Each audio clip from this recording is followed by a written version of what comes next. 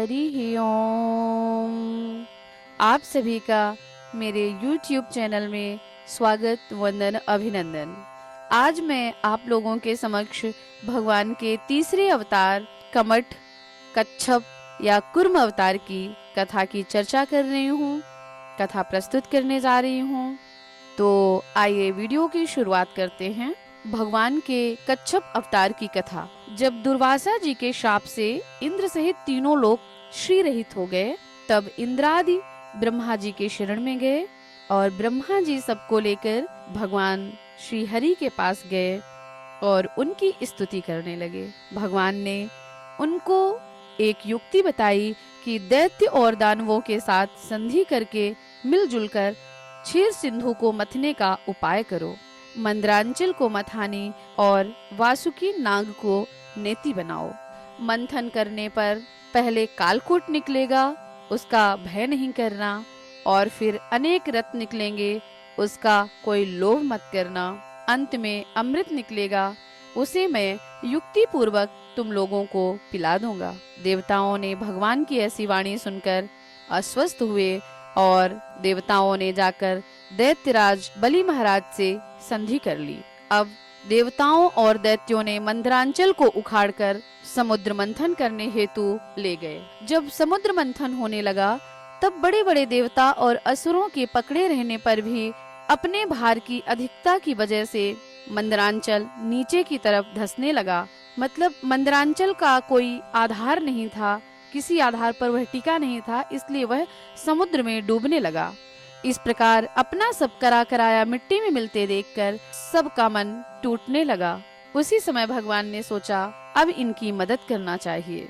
इधर भगवान ने तुरंत अत्यंत विशाल एवं विचित्र कच्छप का रूप धारण करके समुद्र में प्रवेश किया। अपनी लाखों योजन वाली पीठ पर मंदरांचल को भगवान ने उठा लिया। तब देवता और दैत्य बड़े वेग से समुद्र को मथने लगे। भगवान कच्छप रूप से मंदरांचल को धारण किए हुए थे और एक विष्णु रूप में देवताओं के साथ साथ खड़े थे। और समुद्र को मथते मथते बहुत देर हो गई, परंतु अमृत नहीं निकला। अब भगवान ने सहस्त्रबाहु होकर स्वयं ही दोनों ओर से मथना आरंभ कर दिया। उस समय भगवान की बड़ी विलक्षण शोभा थी। तब ब्रह्मा, शिव, सनकादि देवताओं ने जय जयकार करते हुए आकाश मंडल से पुष्पों की वर्षा कर रहे थे। उन लोगों के ध्वनि में ध्वनि मिलाकर समुद्र भी भगवान की जय जयकार कर रहा था। समुद्र के मंथन से सर्वप्रथम हलाहल कालकूट विष निकला, उससे त्रैलोक्य जलने लगा, तो उसे देवाधिदेव महादेव ने पी लिया, ग्रहण किया। और फिर और भी रत्न निकले और समुद्र मंथन के समय पर कामधेनु भी निकली, उसे ऋषियों ने स्वीकार किया। समुद्र मंथन के समय उच्चैश्रवा नामक अति सुंदर बलिष्ठ अश्वही घोड़ा भी निकला, जो दैत्यों ने लिया। बाद में ऐरावत नाम की एक महान हाथी निकला, वह देवताओं के राजा इंद्र को मिला। और फिर कौस्तुभ मणि के प्रति सब लालायित थे। कौस्तुभ मणि ने भगवान का वर्ण किया, फिर भगवान ने अपने कंठ में धारण किया। और उसी मंथन के समय पर कल्प वृक्ष भी निकला, वह बिना किसी की अपेक्षा किए स्वर्ग में चला गया।